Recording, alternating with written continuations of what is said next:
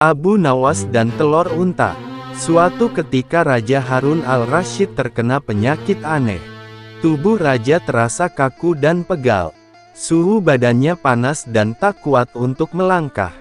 Penyakitnya itu membuat baginda raja tidak mau makan sehingga sakitnya bertambah parah. Berbagai tabib sudah berdatangan mengobatinya tetapi tetap saja sakit.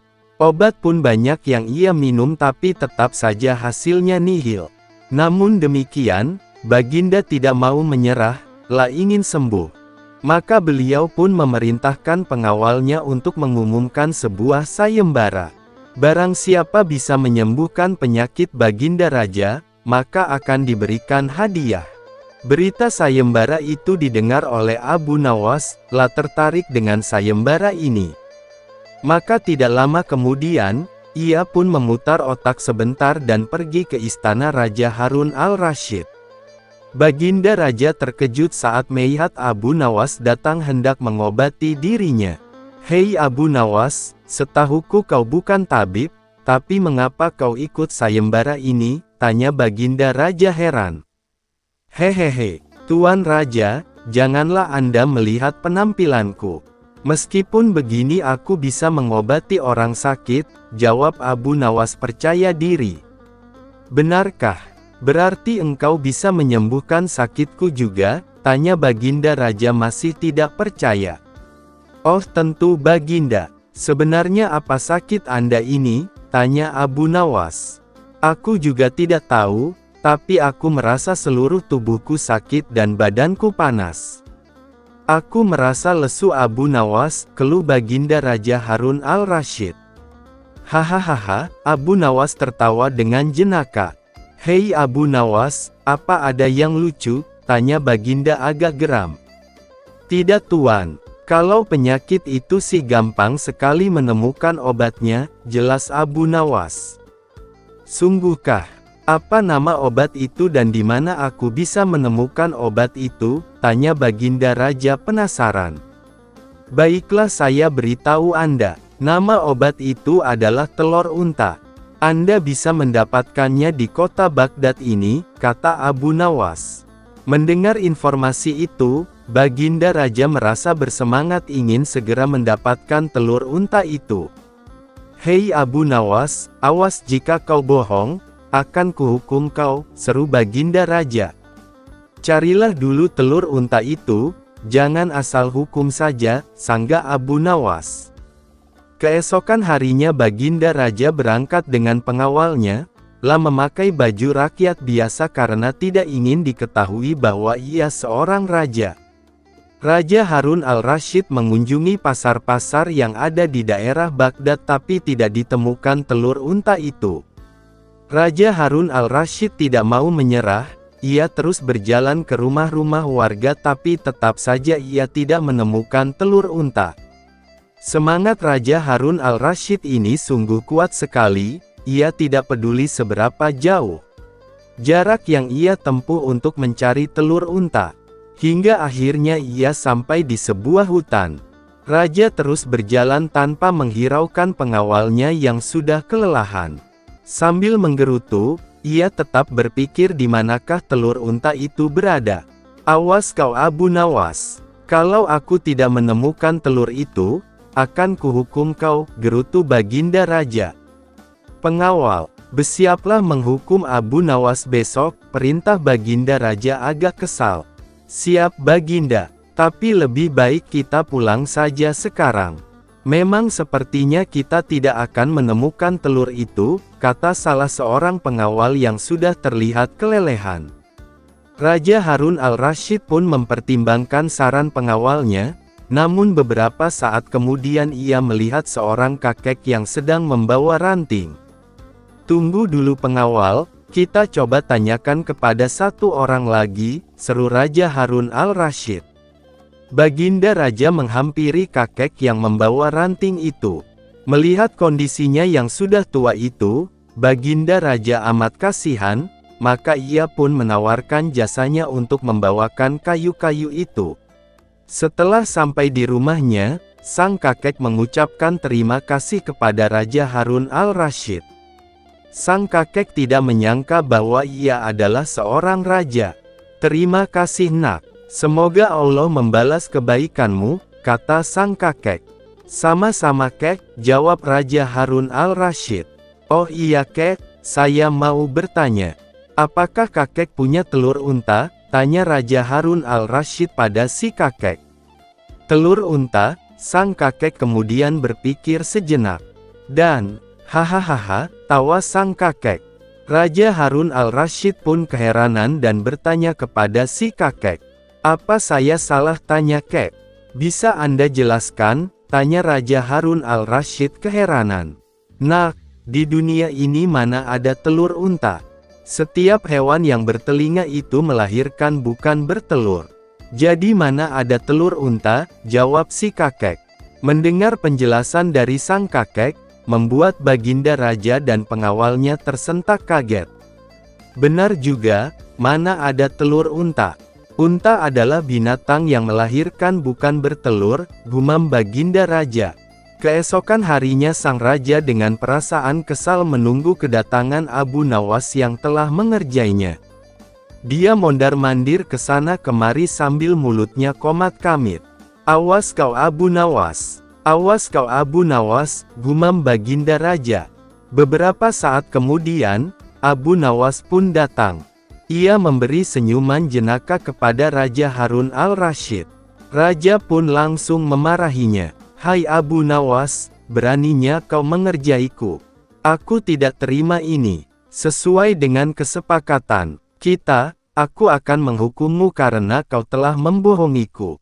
Mana ada telur unta? Unta itu hewan yang melahirkan bukan bertelur," kata Baginda Raja dengan geram. "Anda benar Tuan Raja, telur unta itu sebenarnya tidak ada. Unta hewan yang melahirkan bukan bertelur," sahut Abu Nawas membenarkan pernyataan sang raja. "Lantas, mengapa kau menyuruhku untuk mencari telur itu? Pokoknya sekarang kamu harus dihukum," kata Baginda Raja. "Tunggu dulu Baginda. Sebelum saya dihukum, saya ingin bertanya," cegah Abu Nawas. "Tanya apa?" kata Baginda Raja sudah tidak sabar. "Bagaimana kondisi tubuh Tuan Raja hari ini?" tanya Abu Nawas. "Kondisi badanku, aku merasa tubuhku tidak pegal dan sakit seperti kemarin-kemarin. Suhu badanku pun turun," kata Baginda Raja. Sesaat kemudian, Baginda Raja pun terdiam sejenak. "Abu Nawas, aku sudah sembuh. Penyakitku hilang Abu Nawas," seru Baginda amat gembira mendengar cerita Abu Nawas. "Aku tahu perjalananku yang amat jauh kemarin telah membuat tubuhku yang tadinya jarang bergerak menjadi bergerak, dan itu membuat aliran darahku yang semula beku menjadi lancar kembali." "Benar Abu Nawas, itu penyebabnya." "Terima kasih Abu Nawas," sahut Raja Harun al-Rasyid. "Benar Tuan, tubuh yang tidak dibiasakan bergerak akan membuat darah membeku dan akhirnya menjadi penyakit. Maka dari itu Baginda, rajinlah bergerak," kata Abu Nawas. "Ya, memang akhir-akhir ini aku sering di kamar, jarang bergerak. Kemudian aku juga banyak makan. Mungkin ini yang menyebabkan aku sakit," kata Baginda Raja Harun al-Rasyid. "Abu Nawas, maafkan aku telah memarahimu. Aku tidak akan menghukummu tapi aku akan memberikanmu hadiah karena telah memberiku saran yang luar biasa," kata Baginda Raja gembira. "Terima kasih Tuan Raja," jawab Abu Nawas dan petugas perbatasan. Setiap orang di negeri Irak mulai dari anak-anak hingga dewasa mengenal siapa sosok Abu Nawas. Seperti kali ini orang-orang desa merasa keheranan karena Abu Nawas setiap minggu tampak melakukan perjalanan dari desanya ke desa tetangga yang sudah masuk ke dalam wilayah kerajaan lain. Kali ini, seperti biasanya awal minggu pada suatu bulan, saat dini hari Abu Nawas telah keluar rumahnya yang sangat sederhana. Di samping rumah sederhana tersebut terdapat kandang kuda yang penghuninya kerap berganti-ganti. Pada dini hari itu, Abu Nawas bersiap-siap melakukan perjalanan menuju desa tetangganya sambil menunggang kuda. Keesokan harinya, seperti biasa dia akan pulang ke desanya di negeri Irak tersebut sambil bawa banyak barang. Tentu saja kebiasaan Abu Nawas ini menimbulkan pertanyaan bagi Pak Hamid, tetangganya. Suatu sore, ketika Abu Nawas pulang dari perjalanan, hal tersebut ditanyakan kepada Abu Nawas tentang perniagaannya yang membuat warga sekampung bingung. "Hai Abu Nawas, kemanakah engkau beberapa waktu ini? Kalau memang engkau memiliki perniagaan yang baik, tolonglah kau ajak kami," kata Pak Hamid. "Ada Pak, dan kukira tidak ada yang mau berniaga sepertiku," jawab Abu Nawas. Bulan pun berganti. Akhirnya Abu Nawas diduga telah melakukan perdagangan yang dilarang oleh kerajaan. Pada bulan berikutnya Abu Nawas berniat melakukan perdagangannya lagi. Dia pun harus melalui perbatasan dengan kerajaan tetangga. Si Fulan, petugas penjaga pintu perbatasan, memeriksa seluruh barang bawaan Abu Nawas. Namun tidak ditemukan satu barang pun yang mencurigakan. Hanya ditemukan bekal dan beberapa keping uang. Keesokan harinya, kembali si Fulan berjumpa Abu Nawas di perbatasan. Kali ini Abu Nawas membawa banyak sekali barang yang semuanya dilengkapi dengan dokumen yang diperlukan. Si Fulan tidak dapat membuktikan perihal dugaan perdagangan Abu Nawas yang terlarang. Bahkan, karena seringnya mereka bertemu, hubungan keduanya semakin akrab hingga akhirnya si Fulan dipindahkan dari tempat kerjanya. Pada suatu hari, keduanya bertemu kembali di suatu kesempatan yang tidak terduga. Si Fulan sekarang bukan lagi seorang penjaga perbatasan. Dia telah pensiun dari pekerjaan itu. Abu Nawas sekarang sudah dikenal sebagai seorang saudagar yang dermawan dan berhasil. Pertemuan itu akhirnya dilanjutkan dengan jamuan makan oleh Abu Nawas. Dalam kesempatan tersebut, masing-masing bercerita tentang pengalaman yang telah mereka hadapi selama lebih kurang 20 tahun tidak bertemu. "Usaha apa yang telah engkau lakukan di masa lalu, saudaraku? Karena aku mengetahui kau tak membawa cukup uang, tetapi ketika engkau pulang, tak hanya keperluan makanan saja, barang lainnya pun kau bawa setelah pulang dari perdagangan yang tidak sampai sehari semalam engkau lakukan," tanya si Fulan.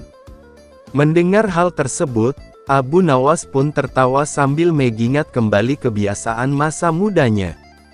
"Sebenarnya sangat mudah, saudaraku. Untuk mencari bukti tak perlu harus memeriksa semua barang bawaanku. Seperti yang engkau ketahui bahwa aku senantiasa pergi dengan mengendarai kuda, tetapi ketika pulang aku hanya berjalan kaki dan disitulah usahaku," kata Abu Nawas.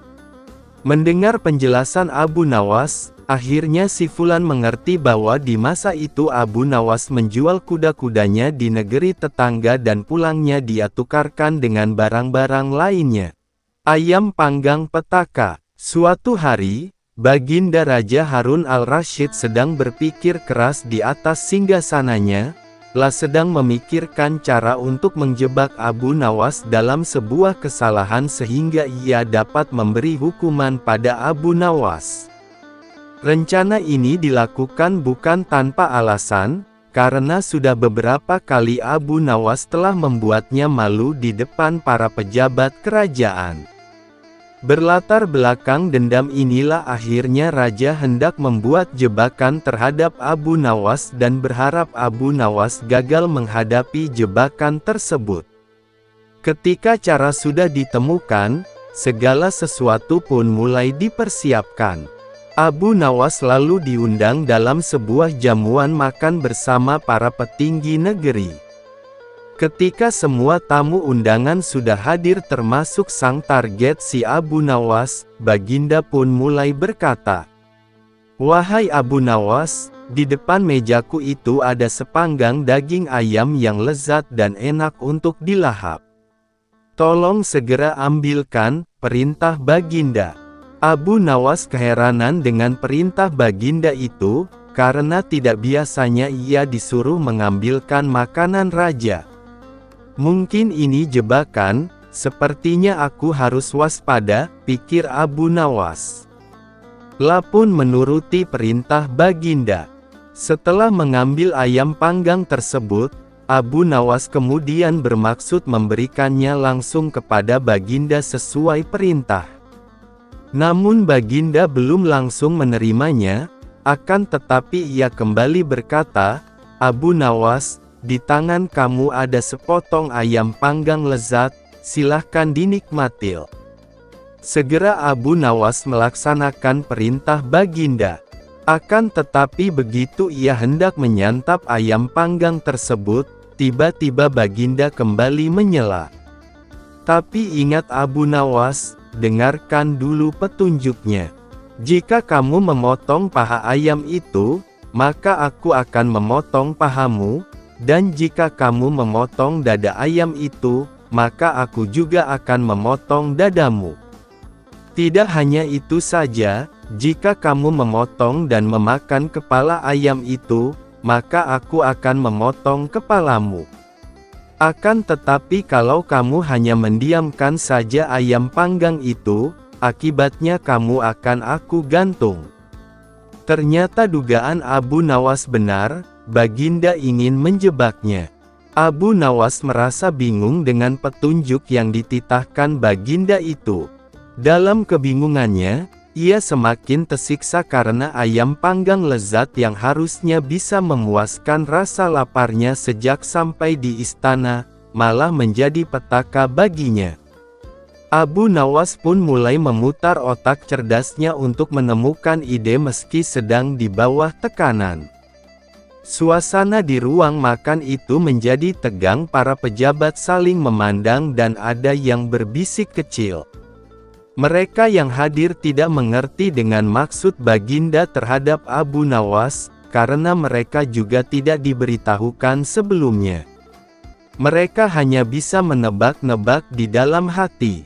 Waktu terus berjalan hingga beberapa saat lamanya. Baginda dan para pejabat kerajaan mulai menikmati hidangan yang disediakan, sedangkan Abu Nawas hanya bisa memegang dan melihat-lihat ayam panggang saja. Tidak berapa lama setelah itu, Abu Nawas mulai bertingkah aneh, ia mulai membolak-balikkan ayam panggang itu. Sejenak suasana menjadi hening. Kemudian Abu Nawas mulai mendekatkan ayam panggang itu tepat di indera penciumannya. Baginda dan para pejabat yang hadir mulai bingung dan tidak mengerti apa yang dilakukan Abu Nawas. Mereka terus memperhatikan Abu Nawas. Kemudian terlihat Abu Nawas mendekatkan indera penciumannya tepat di bagian pantat ayam panggang yang kelihatan sangat lezat itu. Lapun terus melakukan itu berulang-ulang. "Jika saya harus memotong paha ayam ini, maka baginda akan memotong pahaku. Jika saya harus memotong dada ayam ini, maka baginda akan memotong dadaku. Jika saya harus memakan dan memotong kepala ayam ini, baginda akan memotong kepalaku. Dan jika saya diam saja maka saya akan digantung. Tetapi coba lihat sekarang, yang saya lakukan adalah menciumi pantat ayam ini," kata Abu Nawas. "Apa maksudmu wahai Abu Nawas?" tanya baginda. "Maksud hamba adalah jika hamba melakukan demikian maka baginda juga akan membalasnya demikian, layaknya ayam ini. Nah, saya hanya mencium pantat ayam panggang ini saja, maka baginda juga harus mencium pantat ayam panggang ini pula," jelas Abu Nawas. Sontak saja penjelasan Abu Nawas itu membuat suasana yang tegang menjadi tampak tidak menentu. Para pejabat yang hadir menahan tawa, karena takut dihukum raja.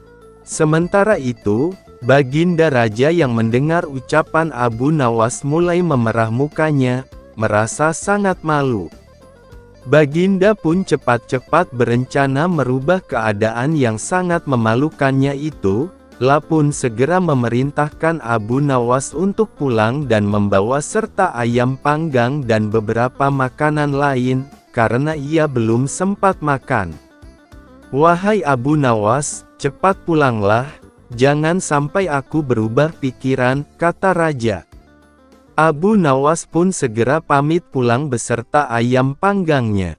Setibanya di rumah, ia mengundang beberapa tetangganya untuk makan bersama menikmati ayam panggang yang tadi hampir saja menjadi petaka baginya. Pembagian yang adil. Suatu hari datanglah 3 orang dari desa menghadap Baginda Raja Harun al-Rasyid di istana. Mereka datang untuk mencari pembenaran pada masalah yang mereka hadapi bersama. Begitu sampai di istana, mereka langsung menghadap Baginda yang ketika itu sedang bersama pembesar-pembesar kerajaan. Salah satu dari mereka berkata, "Ampun beribu ampun tuanku. Kedatangan kami ke sini tidak lain hanyalah untuk meminta penyelesaian tentang persoalan yang sedang melilit kami bertiga," kata salah seorang dari mereka yang bernama Ahmad. "Baiklah, ceritakan apa persoalan kalian?" tanya Baginda. "Begini Baginda, saya Ahmad mempunyai 2 ekor kambing betina, Zulfikar mempunyai seekor kambing jantan, sedangkan Zubair tidak mempunyai kambing. Karena itulah Zubair yang setiap hari harus bekerja menggembalakan kambing. Apabila ketiga kambing itu beranak pinak, maka pembagian keuntungannya juga telah kami sepakati, yakni saya mendapat separuh dari jumlah kambing, Zulfikar memperoleh 1/3 dari jumlah kambing, sedangkan Zubair yang menggembala dan merawat, mendapat bagian 1/8-nya, jelas Ahmad.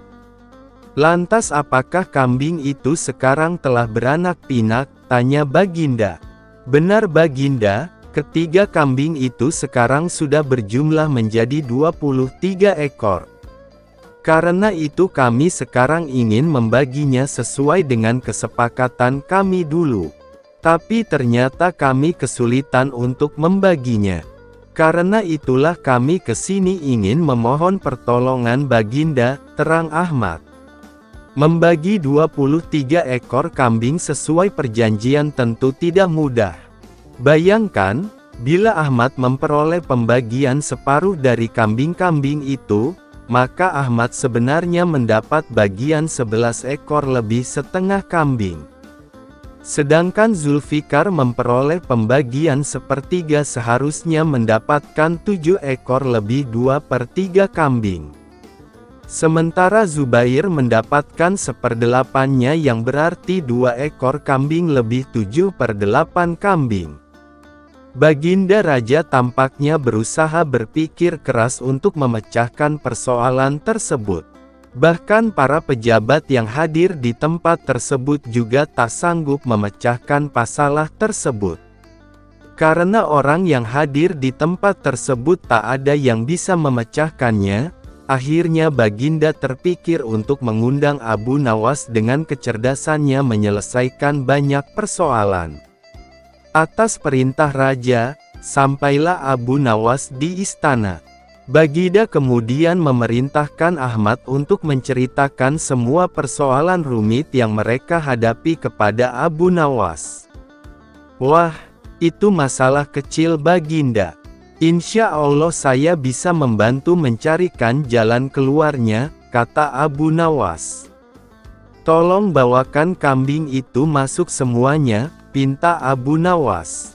Setelah 23 ekor kambing tersebut dituntun masuk istana, Abu Nawas lalu menghitung kembali jumlah kambing tersebut. Sesudah kambing itu dihitung dan benar jumlahnya 23, Abu Nawas mulai berpikir keras mencari solusi dari masalah yang cukup rumit tersebut. Tidak lama kemudian Abu Nawas kembali berkata, "Izinkan saya meminjam kambing milik Baginda seekor saja," pinta Abu Nawas. "Nah, Sekarang saatnya saya akan membagi kambing tersebut sesuai dengan porsi kalian saat perjanjian, kata Abu Nawas setelah menambahkan seekor kambing milik Baginda Raja. Ahmad yang berhak memperoleh separuh kambing, maka boleh mengambil 12 ekor. Sedangkan engkau Zulfikar yang memperoleh bagian sepertiganya, maka boleh mengambil 8 ekor, perintah Abu Nawas. Terakhir Zubair yang memperoleh bagian seperdelapannya, maka engkau berhak mengambil bagian 3 ekor kambing. Sisa 1, karena saya tadi meminjam 1 ekor kambing milik Baginda, maka ini saya kembalikan lagi kambing tersebut, kata Abu Nawas. Masing-masing telah mendapatkan bagiannya. Semua merasa puas atas bantuan Abu Nawas. Mereka pun berterima kasih dan kembali ke rumah masing-masing. Tidak lupa Baginda pun turut berterima kasih kepada Abu Nawas atas bantuan Abu Nawas menyelesaikan persoalan rakyatnya. Menamparkan raja. Pada suatu hari Abu Nawas singgah di rumah kenalan barunya di tepi hutan dengan maksud memperkuat silaturahmi. Kenalan barunya itu adalah seorang Yahudi. Sesampainya di rumah Yahudi tersebut, ternyata di sana tengah berlangsung permainan musik yang meriah. Banyak orang yang menonton sehingga suasana begitu ramai. Semua tamu yang hadir ikut larut dalam permainan musik indah itu, termasuk Abu Nawas yang baru saja datang. Ada yang bermain kecapi, ada yang menari-nari dan sebagainya, semuanya bersuka cita. Ketika para tamu sudah lelah dan kehausan, tuan rumah menyuguhkan kopi kepada para hadirin. Masing-masing mendapat secangkir kopi, termasuk Abu Nawas. Namun ketika Abu Nawas hendak meminum kopi itu, tiba-tibalah ditampar oleh si Yahudi. Yahudi itu mengatakan agar lebih terlihat akrab karena Abu Nawas merupakan teman barunya. Namun karena sudah terlanjur larut dalam kegembiraan, Abu Nawas tidak terlalu menghiraukan. Abu Nawas kembali mengangkat cangkir kopinya untuk diteguk. Namun tidak disangka ia kembali mendapat tamparan yang begitu keras dari pemilik rumah itu, dan begitu seterusnya. Pemilik rumah itu hanya tersenyum saja tanpa merasa bersalah sedikit pun. Begitu juga para tamu yang hadir, bukannya kasihan, mereka malah menertawakan Abu Nawas. Dengan perasaan marah bercampur geram, Abu Nawas pun langsung pergi meninggalkan mereka tanpa berkata sepatah kata pun. Abu Nawas terus berjalan menuju rumahnya, dalam hati ia bergumam, jahat benar perangai Yahudi itu, main tampar seenaknya saja. Kelakuan seperti itu tidak boleh dibiarkan berlangsung di Baghdad. Aku harus mencari cara untuk menghentikan Yahudi tersebut, gumamnya dalam hati. Keesokan harinya, Abu Nawas menghadap Baginda Raja di istana. Ampun Baginda, hamba mendengar di negeri ini ada suatu permainan yang belum pernah hamba kenal. Permainan itu sangat aneh, kata Abu Nawas. Di mana tempatnya? Tanya Baginda. Di tepi hutan sana Baginda, kata Abu Nawas. Mari kita lihat, ajak Baginda. Nanti malam saja kita pergi Baginda. Kita akan pergi berdua saja dengan pakaian biasa agar tidak ada yang mengenali Baginda, ucap Abu Nawas. Malam harinya, berangkatlah Baginda dan Abu Nawas ke rumah Yahudi itu. Ketika sampai di sana, kebetulan si Yahudi sedang asyik bermain musik dengan teman-temannya, maka Baginda pun dipersilahkan duduk. Ketika diminta untuk menari, Baginda menolak sehingga ia dipaksa dan ditampar pipinya kanan-kiri. Sampai di situ Baginda baru sadar bahwa ia telah dipermainkan oleh Abu Nawas. Tapi apa daya, ia tak mampu melawan orang sebanyak itu. Maka dengan terpaksa menarilah Baginda sampai keringat mengucur di seluruh tubuhnya. Setelah merasa sangat lelah dan kehausan, barulah dibagikan kopi kepada semua tamu. Demi melihat hal itu, Abu Nawas lalu meminta izin untuk keluar ruangan dengan alasan akan pergi ke kamar mandi untuk kencing. Biar Baginda merasakan sendiri peristiwa itu, karena salahnya sendiri tidak pernah mengetahui keadaan rakyatnya dan hanya percaya kepada laporan para menteri, pikir Abu Nawas dalam hati sembari meluncur pulang ke rumahnya. Tatkala hendak mengangkat cangkir kopi ke mulutnya, Baginda ditampar oleh si Yahudi itu. Ketika ia hendak mengangkat cangkir kopinya lagi, ia pun terkena tamparan lagi, begitu seterusnya hingga Baginda merasakan sangat kesakitan dan mukanya menjadi lebam memerah, sementara tamu lainnya terus menertawainya. Lah sadar jika Abu Nawas pasti sudah meninggalkannya, dan ia pun tahu jika itu adalah cara Abu Nawas menunjukkan kejahilan yang terjadi pada rakyatnya. Dan selalu saja Baginda yang dijadikan korban. Karena tidak sanggup lagi menerima tamparan dari Yahudi tersebut, Baginda pun langsung pergi tanpa berkata sepatah kata pun. Pada keesokan harinya, setelah bangun tidur Baginda, Raja Harun al-Rasyid memerintahkan seorang pengawal istana untuk memanggil Abu Nawas menghadap. "Wahai Abu Nawas, baik sekali perbuatanmu semalari. Engkau biarkan diriku disiksa dan dipermalukan seperti itu," kata Baginda. "Ampun beribu ampun wahai Baginda Raja, pada malam sebelumnya hamba telah mendapat perlakuan yang sama seperti itu. Apabila hal itu hamba laporkan secara jujur, pasti Baginda tidak akan percaya dan mengira itu adalah akal-akalan hamba saja. Dari itu hamba bawa Baginda ke sana agar mengetahui dengan kepala sendiri perilaku rakyat yang tidak senonoh itu," jawab Abu Nawas membela diri. Baginda tidak dapat membantah ucapan Abu Nawas, lalu disuruhnya beberapa pengawal untuk memanggil si Yahudi itu. "Wahai Yahudi, apa sebabnya engkau menamparkan aku tadi malam?" tanya Baginda marah. "Wahai tuanku, sesungguhnya hamba tidak tahu jika malam itu adalah tuanku. Jika sekiranya hamba tahu, hamba tidak akan berbuat seperti itu," jawab si Yahudi membela diri. Apa daya, pembelaan Yahudi tidak disetujui oleh Baginda. Karena menamparkan orang termasuk perbuatan menyiksa dengan kejam dan Baginda harus mengambil tindakan tegas karenanya. "Sekarang terimalah pembalasanku," kata Baginda.